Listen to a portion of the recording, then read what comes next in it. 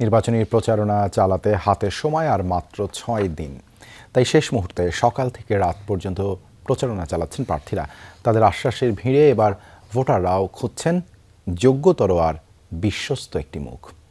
ভোটারদের ভাষ্য, এবার প্রতীকে প্রতীকে নয়, ভোট যুদ্ধ হবে প্রার্থীতে প্রার্থীতে। বিজলি কেবলসের স্কিন কোটেড ইনসুলেশন আগুন প্রতিরোধী। বিজলি কেবলস, নিরাপদ আজীবন। 10 ফেব্রুয়ারি সকাল 7:30 পর্যন্ত ভোটারদের কাছে সরাসরি ভোট চাইতে পারবেন প্রার্থীরা। তাই শেষ মুহূর্তের গণসংযোগে প্রার্থীদের যেমন দম ফেলার ফুসরত নেই, তেমনি ভোটাররাও হাজারো প্রতিশ্রুতির মধ্যে কষছেন শেষ হিসেব নিকেশ। কেউই নিরাপদ না।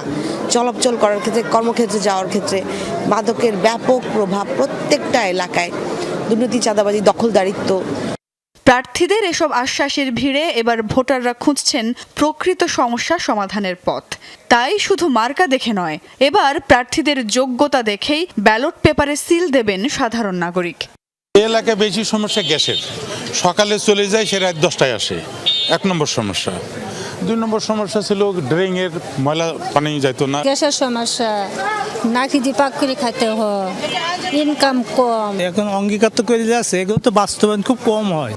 নানান কারণে এবার ঢাকা 8 আসন নিয়ে মানুষের আগ্রহ তুঙ্গে। সকালে এই আসনে কাকরাইল চার্চে গণসংযোগ করতে গিয়ে বিএনপি প্রার্থী মির্জা আব্বাস বলেন, সব ধর্মের মানুষের নিরাপত্তা নিশ্চিত এবং সহাবস্থান তৈরি করা হবে। অসুবিধাটা না জানলে প্রতিষ্ঠিত খুব মুশকিল। এদিকে রাজধানীর পল্লবী এলাকায় প্রচারে নামেন ঢাকা 16 আসনের বিএনপি প্রার্থী আমিনুল হক। অভিযোগ, ভোটারদের টাকা দিয়ে নির্বাচনী পরিবেশ নষ্ট করছেন প্রতিদ্বন্দ্বী জামায়াত প্রার্থী। ঢাকা 9 আসনেও নানান প্রতিশ্রুতি দিয়ে নির্বাচনী প্রচারণা করছেন বিএনপি মনোনীত প্রার্থী হাবিবুর রশিদ হাবিব।